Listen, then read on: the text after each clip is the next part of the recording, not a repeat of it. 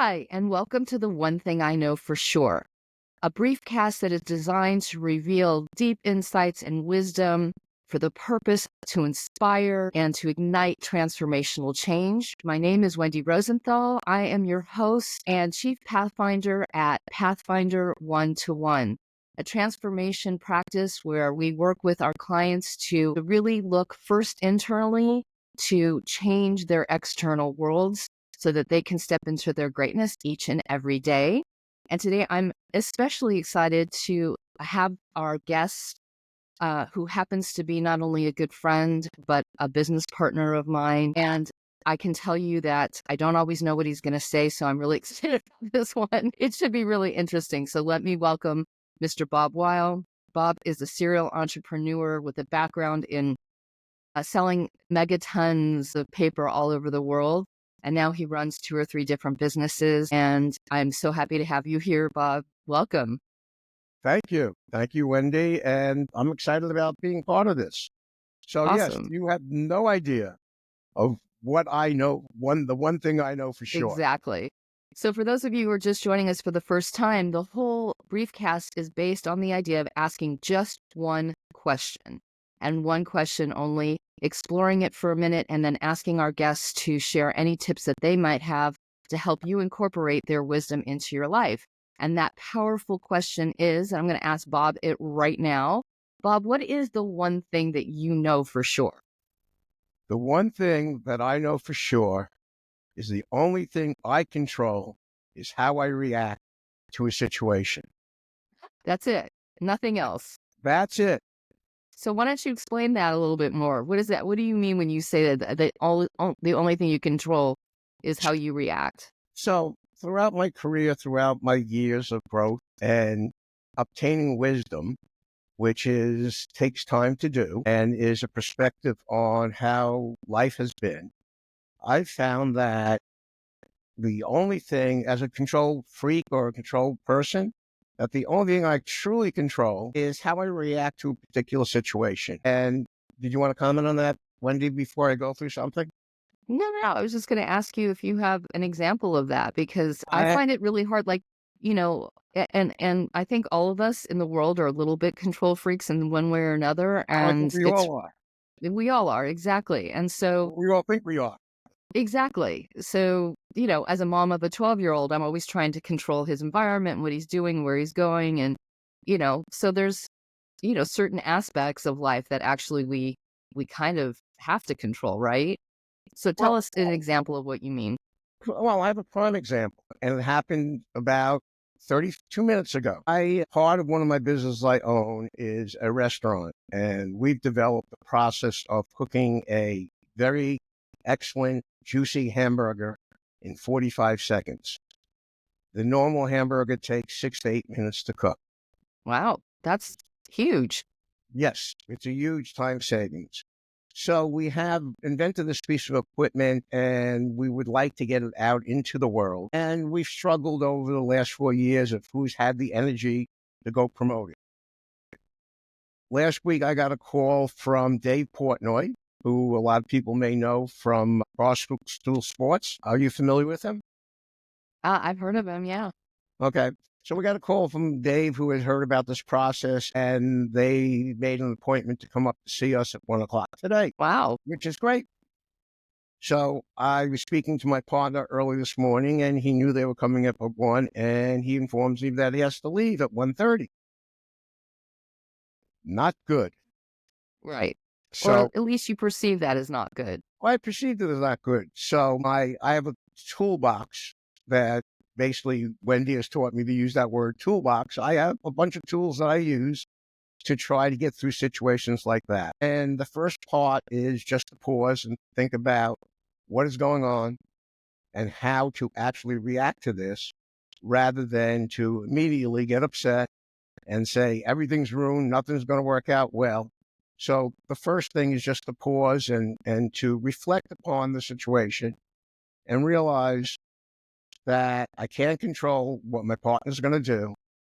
So I have to sit here and think about how to react, and to get angry and upset is not going to help make the situation any more positive. So in that moment, that's a great, amazing aspect of it, and that you're pausing. But in that moment, because at Pathfinder, we talk a lot about reframing. In that moment, do you reframe the situation? Do you say, like, so if you said your reaction before might have been angry, what is the follow-on reaction when you have that pause? How do you reframe the situation then?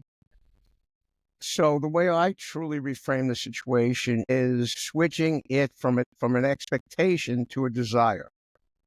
Okay. So if I started off with the expectation that this is all going to work out this way, and when I have that as an expectation, then I get angry with the parties that are supposed to perform the way that I want them to perform. If I change that to a desire, that's a desire of something I wish to happen, then all that falls more back upon me versus than the parties I'm dealing with. And once it comes back to me, then I deal with it in a different manner. So do I dare ask, how are you handling this situation that you've so openly shared with us today? I'm doing this podcast with you Mm-hmm. calmly and realize that whatever will be, and it'll work out because it has to. Okay. So So I basically have a what you're positive bringing yourself. I have a positive attitude the way this is the outcome is going to be, and hopefully bringing that positive attitude into this will make it a positive outcome. Fantastic. So it's like you're bringing things to center, you're becoming more balanced, knowing that the only thing that you can control in the world is your reaction. That's what I said in the beginning. I love it. Well, just had to tie up that knot, Yes. that circle, bring it full circle, as they say. Right. So then, do you want to give any further specific tips? Like, I know you said just to pause. Is there any other tips you can offer up that will help Well, people learn how to bring into oh, their world, that I the only think, thing you can really control is you? yeah, well, I think part of it is this toolbox I talked about and what is in that box. And I try to spend a lot of time on building my to-be list versus my to-do list. And by building my to-be list, it takes a lot of time to really step back and say, this is how I want to respond. This is how I want to be. This is how character I want to be. The fact that I want to focus on giving rather than receiving and taking. But I think I build a lot around trying to find the humor in a situation and the humor in life. Got it. Okay, so what I heard were three tips. First, when you're confronted with something that is feeling out of your control, you pause and you reflect on the situation, and you ask yourself, how can I reframe this so that I bring it back to me, so I get to control my reaction? I think, well, thank you. But I think it's the way I do it is what am I going to learn from this? How can I Okay. grow from this experience? Versus the way you framed it, but similar. Oh, great. So pause and then ask yourself, what can I learn from this? And Hmm. that helps you take it back into control. The second tip I heard was to create a to-be list instead of a to-do list, because that helps you frame the person that you would like to see yourself be, and that you can then put your energy into that instead of trying to control all the other things out in the world. Is that a fair assessment? That's a very fair assessment. Yep. Great.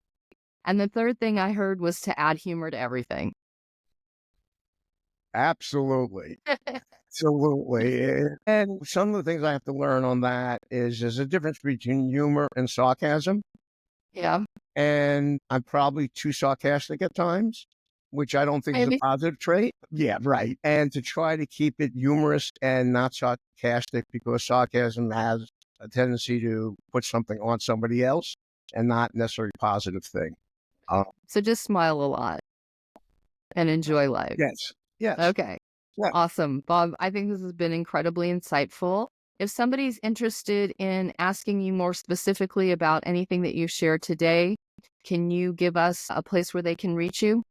yeah. I think the best way to reach me would be at Saucon, Saucon, Bob at gmail.com. I'd be more than happy to speak with somebody, talk with somebody, and share some of my wisdom, and more importantly, gain some wisdom by conversations with other individuals. Awesome. And is there any business you want to plug? I see you're wearing drip. I know that's one of them.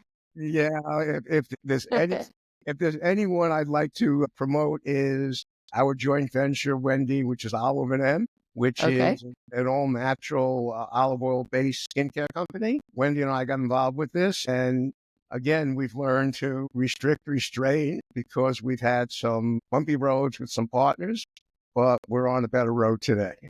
Awesome. And you can find Olive and M at www.oliveandm.com. Bob, I want to thank you so much for joining us today and sharing your incredible insight. I know I benefit from our partnership, and I hope everybody who's viewing this is going to get a little bit of inspiration by what you've said.